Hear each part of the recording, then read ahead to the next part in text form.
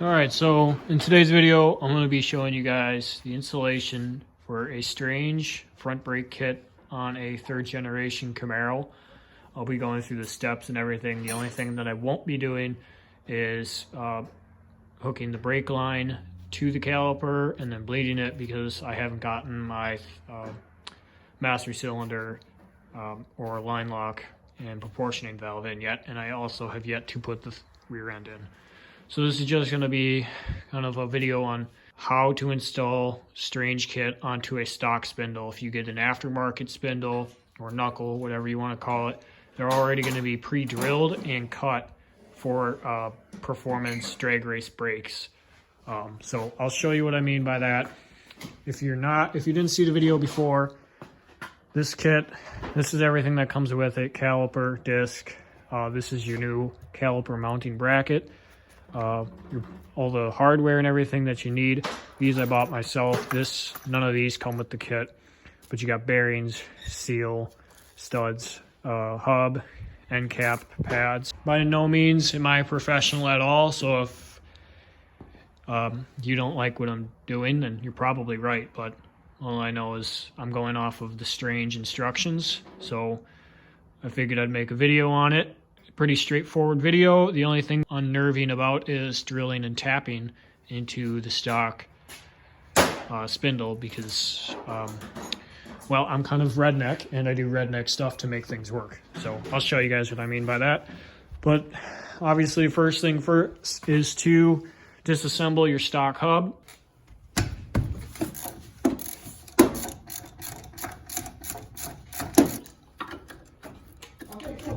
I'm gonna use these for something. What? All reverse light. Oh yeah. Absolutely. Those are self-tappers. Why is it so nice inside of your car? Because I take care of it.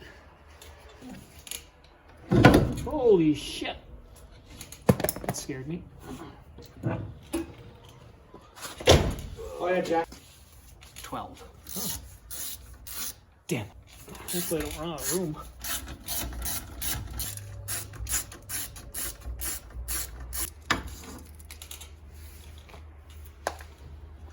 Alright, so once you get everything taken off, what you're going to want to do is you're going to want to get, you're going to want to drill this out a little bit so it kind of gets rid of the threads, and then you're going to retap it. And I will get those sizes for you 1 second. All right, so you want to get a 5/16 drill bit that'll drill this top dust cover bolt hole out. Same with your bottom one. This one right here, it doesn't matter. So you want to drill these out.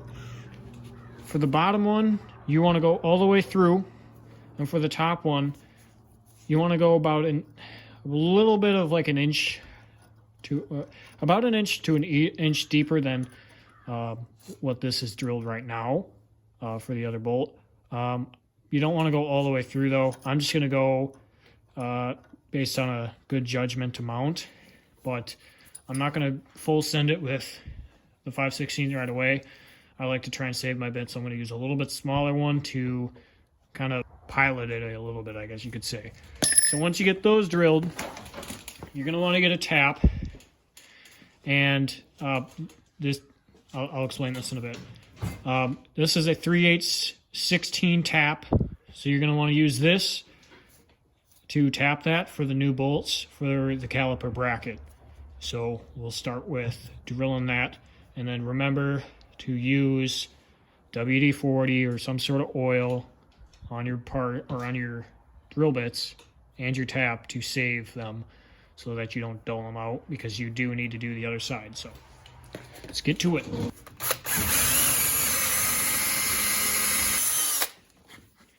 Also, I just realized that I misspoke on what I said. For this top bolt, you don't want to drill an inch added onto what it's already deepened with.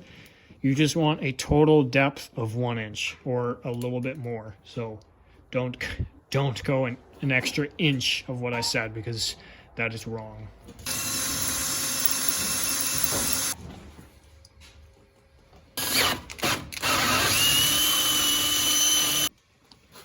All right, so once you get those drilled out, now you're going to start by tapping it to make new threads for the bolt, or yeah, for your new bolt. So my tool to tap this it broke because it was kind of cheap and sucked. So I would not recommend ever doing this. Use the right tools for this. Do not use electric tools to do this. You always want to do this by hand when you're making new threads, because the last thing you want is to stick an impact on this and, you know, absolutely send it, and then the tap breaks off inside that. Now you have to try and figure out how to remove it. I'm going to use an impact, but I'm going to do it in my way, which I feel is safe, which still really isn't that safe, but I'm going to do it. But I am going to use this here contraption to start by hand to get the thread started. Once I feel that my hand can no longer turn it, that is when I'll use the impact. So I'm just showing you have to tap it. I would strongly recommend not doing it the way I'm doing it, because it is not the right way.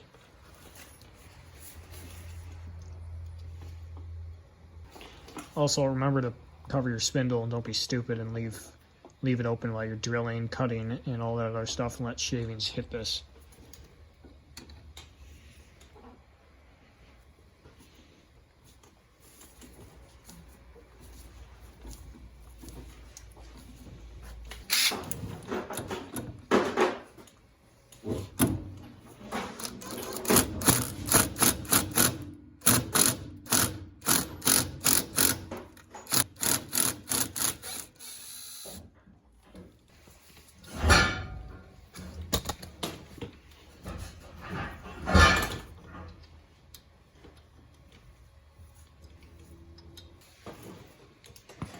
Okay, so the way I've been doing this is I take the bolt, I put a little bit of WD-40 or some sort of oil on it, make sure that the threads are at least try to clear them out, and then I run this bolt through with a hand tool, not an impact, so I can feel if it's snagging.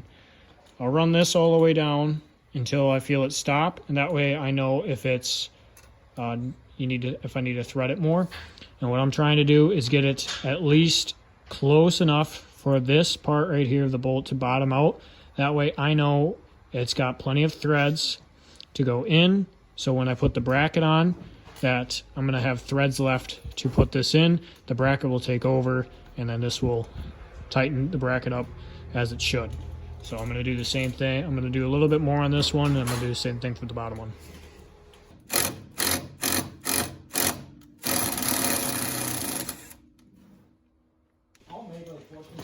All right, so once you get these drilled and tapped, your bolt goes through. There's no snagging or anything like that.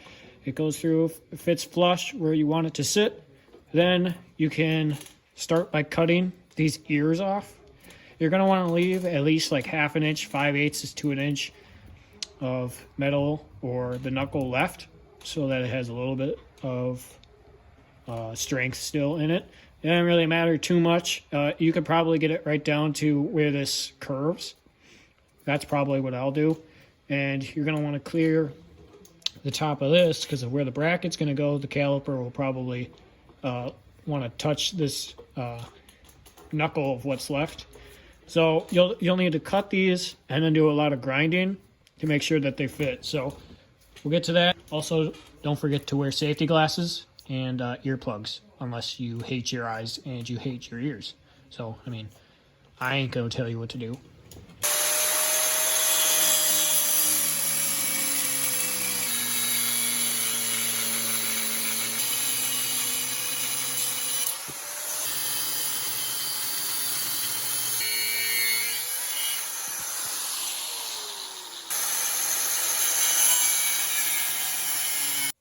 All right.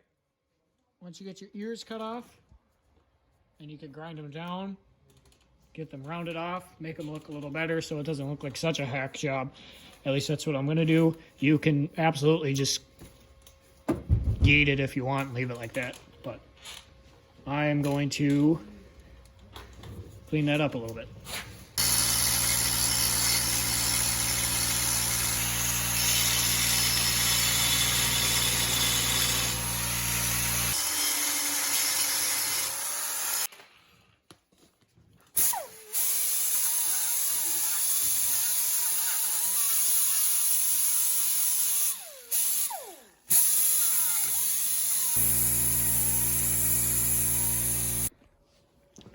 All right, so once you get the knuckle cut, you gotta assemble the hub.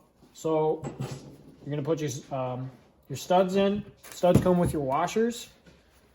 So you're gonna throw your washer over your stud, thread it into the hub, and when you're threading it in, you're gonna want to use blue Loctite. This strange specifically says to use blue, not red, unless you never want to remove these again. So we will throw these in.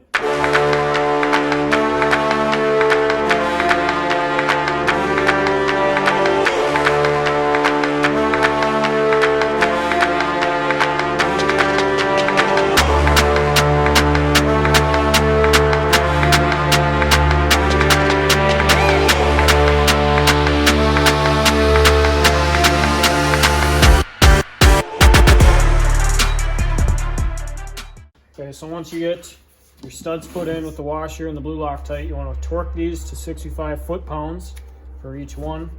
And then you can get to greasing your bearings, pressing the grease through them. Once you get those pressed in, put your seal on, and then once your seal's on, this can go on to your spindle.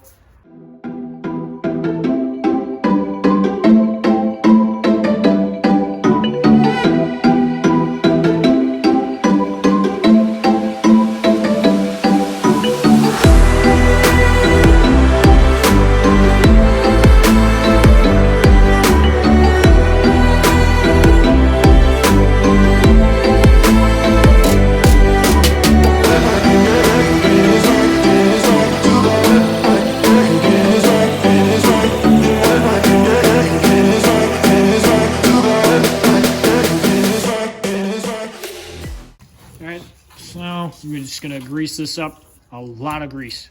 As much grease as you could possibly put on that. Not too much, but you want to put a lot of grease on that in order so that the grease that's in the bearings, that's not the only grease that the bearing is relying on. So you really want to just pack it real nice with some grease. So I'm gonna grease this up and we'll grab the hub and slide it on and then work on getting the washer and castle nut installed.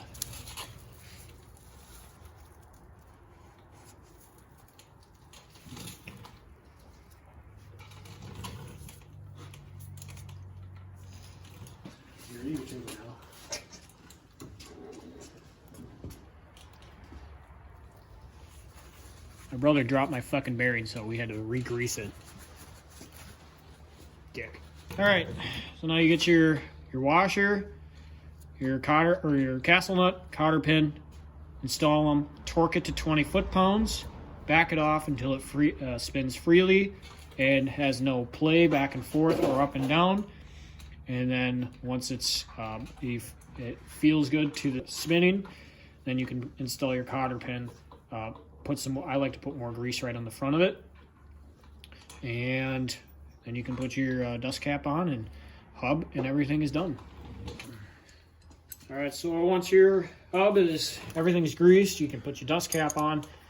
Now you can install your brake caliper bracket, and it'll just go obviously right where you drilled and tapped. You just want to throw those in and then give them a nice tug. I mean, there's a foot-pounds to them. I think it's 25, but like that, like that. All right. So then, once the bracket's on, you can take your spacer. This goes before your rotor. Slide that on. Take your rotor. I'm not going to clean it yet, but obviously clean your rotor. You can slide that on. So once you got your rotor and everything on, then you can start to align your caliper. So you're gonna take, it's gonna give you a bunch of shims so that you can adjust where your caliper needs to sit on the rotor so that you have even pad wear. You got your black washers, these go against the caliper. So once your caliper is tight against your bracket, I just have it finger tight. Make sure your rotor is tight to the hub so that you get an accurate reading. You're going to want to basically use your best judgment. I'm going to use my best judgment with my eyesight. And you want to make sure that this rotor, the space between the end of this caliper, here and here, that you have even space, airspace between both sides. So it's really hard to tell on camera, but I need to shim the caliper forward. So the only way to do that is I'm going to have to throw a little shim on each caliper bracket bolt on the back side, the inboard side of this bracket, in order for the caliper to move forward. So I'm going to do that. Once I do that, I'm going to do a little eyesight again, eyesight test, and then I'm going to slide the pads through, and each side should go in perfectly smooth. And I mean, depending on how you shim it, it might have like a tiny bit of drag. So I'm going to do that, and I'll get back to you. All right, so once you get your caliper and bracket shimmed according to what you need to have it shimmed, I would really be patient with it and just really make sure that everything is even. You're going to want to put your brake pads in, and it's not your average brake pad install because they don't get installed from the bottom, they get installed from the top. So you're just going to take your brake pads and slide right in, but you got to back them out a little bit before you put them all the way in, because you got to put your you got to lock it in. This is your nut and bolt, or I guess you could say, and then this is like basically just kind of keeps the pad centered. So take your nut off, take your sleeve, push your sleeve through, and then press your pads down.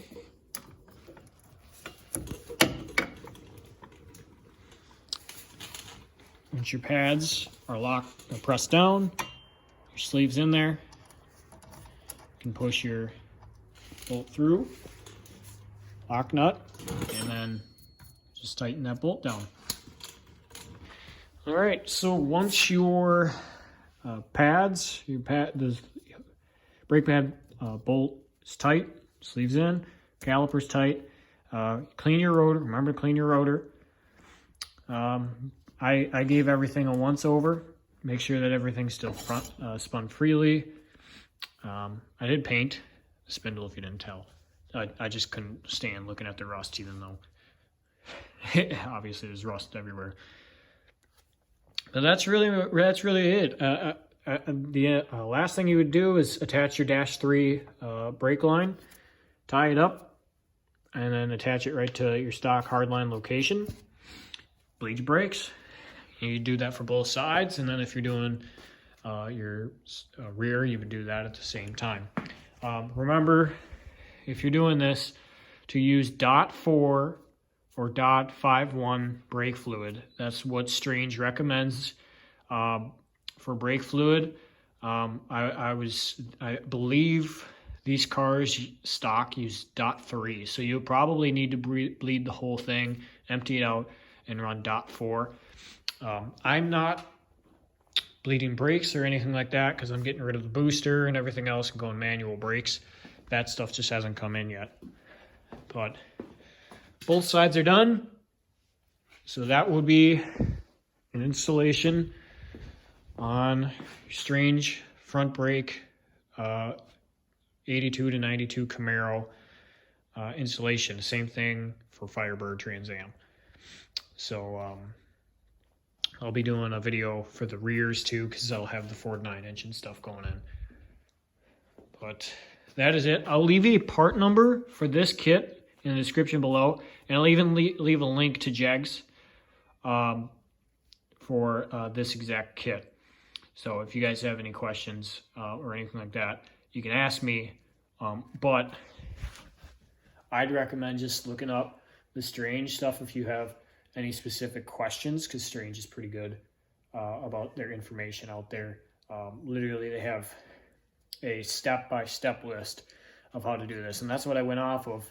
I did the one side and then shot the video. So if you guys don't really, if there's guys out there, they don't want to read or nothing, they just want to watch a quick clip and skip through how to do it, I figured I'd do it. I didn't see really much out there, so that's it. Quick run through the car, said everything about the rear end stuff. If you guys remember, my water and coolant hose, it had a water outlet that like jacked like way up, and I had a high point. So I get rid of that, and I used this stuff off Amazon. I've been told this stuff kind of flows like crap, but honestly, I don't really care. As long as it gets that high, ugly spot out of the way, and it stops trapping air up there. I got the trans cooler mounted. That thing is ginormous. May have gotten a little too big on that, but I got to run lines and stuff. So still more videos to come on the car. I've got parts coming, so hopefully we can actually start posting some interesting stuff for you guys. But that's going to do it for this video. If you like this video, please leave a like. If you're not subscribed already, please hit that subscribe button. We got Camaro content, 3rd gen, 4th gen, and maybe my brother will tell you the news about the Subaru maybe one of these days. But that's going to be it, so peace.